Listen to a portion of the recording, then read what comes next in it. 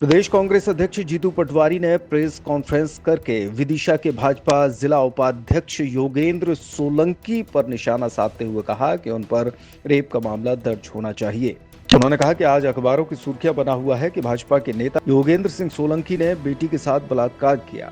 उन्होंने कहा कि इस प्रदेश में अल्टीमेटली अराजकता है और ये सरकार का फेलियर भी है। सरकार पर आरोप लगाते हुए जीतू पटवारी ने कहा कि मोहन यादव मुख्यमंत्री के साथ गृह मंत्री भी हैं और उनका आज तक कोई भी प्रयास इन घटनाओं को रोकने के लिए नहीं आया।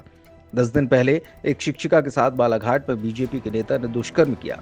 अक्टूबर में महू में सेना के जवानों के साथ जो महिलाएं थीं उनके साथ बीजेपी के नेताओं ने जो किया वो बहुत चर्चित मामला था। दतिया में भी भाजपा नेता द्वारा कुछ लोगों के साथ मिलकर 2 महिलाओं के साथ बलात्कार किया गया। तब नरोत्तम मिश्रा के मुंह में दही जम गया था। नौकरी दिलाने के नाम पर जबलपुर में 28 साल की युवती के साथ बलात्कार किया। आखिर ऐसी सैकड़ों घटना में बीजेपी के नेता ही सामने क्यों आते हैं? उन्होंने कहा कि भोपाल, विदिशा समेत पूरे प्रदेश के जिलों में 17 मिनट में एक बलात्कार हो रहा है। मोहन यादव मौन है, सरकार को संज्ञान लेना चाहिए। उन्होंने कहा कि जनता सरकार का चाल, चरित्र और चेहरा पहचाने। इसके अलावा आगामी विधानसभा सत्र पर भी जीतू पटवारी ने अपनी बात रखी। अखबारों की सुर्खियां हैं कि बीजेपी के एक नेता योगेंद्र सिंह सोलंकी ने एक बेटी के साथ बलात्कार किया। हम बार बार इस बात को कह रहे हैं कि सरकार रोज 17 मिनट में एक मध्य प्रदेश में बलात्कार होता है, यानी अल्टीमेटली अराजकता है, अद्भुत सरकार का फेल्यूर है। और मोहन यादव चूंकि गृह मंत्री है, उसके बाद भी किसी प्रकार का कोई प्रयास इन घटनाओं को रोकने के लिए नहीं हो रहा है। 10 दिन पहले बालाघाट में एक शिक्षिका के साथ बीजेपी के नेता ने रेप किया था।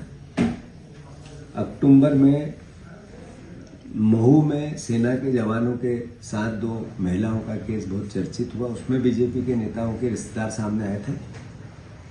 दतिया में बीजेपी से जुड़े नेताओं ने 3 अन्य लड़कों के साथ मिलकर 2 बहनों के साथ जाति की एक के साथ सामूहिक बलात्कार किया। उस समय भी नरोत्तम मिश्रा के मुंह पे दही जम गया था। नौकरी दिलवाने के बहाने जबलपुर में 28 वर्षीय युवती का मामला बलात्कार में आया था, जो व्यापारी प्रकोष्ठ के शशिकांत सोनी बीजेपी के जबलपुर के नेता थे, उनके खिलाफ ये एफआईआर दर्ज हुई थी। ऐसे बैतूल में 58 साल के पूर्व एल्डरमैन और भाजपा नेता रमेश गुला ने 13 वर्ष की बच्ची के साथ रेप करते हुए उन पर आरोप लगे थे और गिरफ्तार हुए। आखिरी में जनता ने उनको जलाने की कोशिश की। निवाड़ी की एक युवती है, बीजेपी नेता ने पूर्व सरपंच केशव यादव ने सरकारी आवास दिलाने का झांसा देकर उसके साथ जाति की। मंदसौर में बीजेपी नेता देशबंधु आर्य ने भारतीय जो पार्टी के बड़े पद पे हैं, उनने एक महिला के साथ शादी का झांसा देकर दुष्कर्म किया। होशंगाबाद में खेल प्रकोष्ठ के संयोजक संजू मिश्रा के खिलाफ 17 साल की बेटी का से जाति करने का मामला दर्ज हुआ। ऐसी सैकड़ों घटनाएं हैं। ये बीजेपी के नेता ही इनके पीछे क्यों आते हैं, ये सवाल तो है। जैसा मैंने कहा, राजनीतिक दबाव में हजारों मामले दब जाते हैं और सीएम की कॉन्स्टिट्यूंसी में ही फुटपाथ पे एक बेटी के साथ रेप हो रहा था। हमने देखा, सुना, समझा। जबलपुर में छात्रवृत्ति के नाम पर 17 बेटियों के साथ जाति हुई, ये भी इसी हमारे प्रदेश की घटना है। भोपाल, मुरैना, हरदा सहित प्रदेश के कई जिलों में रोज 17 मिनट में एक बलात्कार होता है और मोहन यादव मौन है। और कोई इसके अलावा भी कभी जिज्ञासा नहीं बताई कि हम इसके लिए कुछ प्रयास करेंगे। सोच में गड़बड़ है। मैं मानता हूं कि इस पर सरकार संज्ञान मिले, समाज संज्ञान मिले और बीजेपी के असली चाल, चरित्र और चेहरे को पहचाने। बालाघाट में बीजेपी युवा मोर्चा की जिलाध्यक्ष रेप का केस दर्ज है। पार्टी ने पद से हटा दिया, लेकिन अब तक गिरफ्तार नहीं कर पाई पुलिस। मैंने कहा ना, बीजेपी के नेता कुछ करे अपराध, बेटियों के साथ जाति करे, बलात्कार करे, करप्शन करे, एक पे भी बीजेपी का रिएक्शन नेगेटिव नहीं आता है कि उनके साथ हम कानून का काम करें, उनको बचाए कैसे, इस पे पूरी बीजेपी लग जाती है। मैंने कहा ऐसे जितने मामले उनको अभी ये सोलंकी का भी जो केस है 5-10 नेता लग गए होंगे उनको बचाने के लिए। एक प्रोटेस्ट भी आप लोग करने वाले हैं, तो क्या क्या मुद्दे थे? भारतीय जनता पार्टी ने प्रदेश में 1 साल पहले ये कहा था कि हम मोदी गारंटी देना चाहते हैं। 2600-2700 गेहूं के दाम थे, 3100 धान के दाम थे, 450 रुपये का गैस सिलेंडर था, बहनों को मुफ्त आवास योजना के अंतर्गत भी घोषणाएं थी, 3000 बहनों को देने की बात थी। एक भी मोदी गारंटी पूरी नहीं हुई, टोटल झूठ। और शिवराज जी ये झूठ लेके दहेज में चले गए, वहां संसद में, वहां कृषि मंत्री बन गए, वो रोज झूठ वहां बोलते हैं। तो हम 16 तारीख के दिन पूरे प्रदेश के किसान, युवा, महिला, गरीब, जो इनको वोट किया वो भी और जो कांग्रेस का वर्कर है वो भी, इनसे हिसाब पूछेगा। जवाब दो, आप कब दोगे, क्यों नहीं दिया, और नहीं दोगे तो चैन से आप सरकार चला कैसे सकते हो। कांग्रेस का दायित्व है।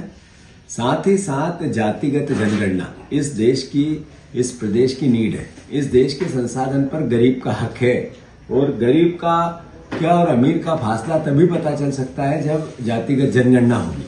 इस जाति के इतने लोग हैं, उसमें इतने गरीब हैं, इसका मतलब है कि उसका पोस्टमार्टम है। तो मैं समझता हूं कि उसका एक आह्वान, उसकी एक शुरुआत, उसका एक पूरे प्रदेश को मैसेज हम 16 तारीख को देंगे और संकल्प लेंगे कि जातिगत जनगणना इस देश और प्रदेश में हो। साथ ही साथ वचन पत्र का पालन हो, बेटियों की रक्षा हो, और जो भारतीय जनता पार्टी का झूठ, फरेब और पाखंड है वो सार्वजनिक हो।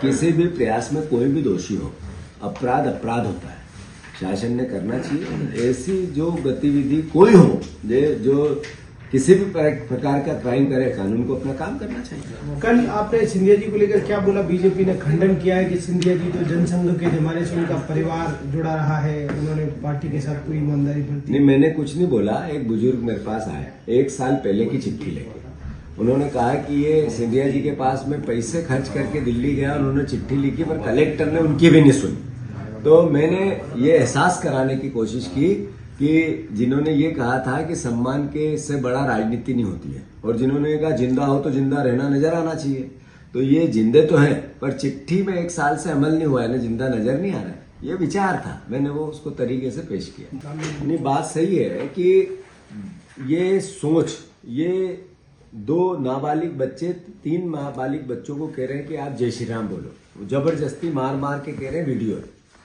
तो आखिर भगवान राम का नाम लेने के लिए भगवान राम ने कभी किसी को ये नहीं कहा कि मुझे जोर जबरदस्ती से हो। ये करवाने वाले हैं कौन, ये सोच कौन सी है, विचार कौन सा है, और उसी विचार से के कारण ये स्थिति बन रही है। इसके पीछे अगर कोई दोषी है तो बीजेपी है, आरएसएस है, जिन्होंने इस तरह की मानसिकता बना दी कि क्रूरता से धर्म का प्रचार करने की कोशिश, मैं मानता हूं सहिष्णुता से धर्म का प्रचार करने की कोशिश, ये हिंदू धर्म की फिलोसॉफी है। और मैं मानता हूं कि इस तरह की घटनाएं अगर बढ़ रही है तो जो जिनने की वो तो दोषी है, पर ये सोच भी दोषी है।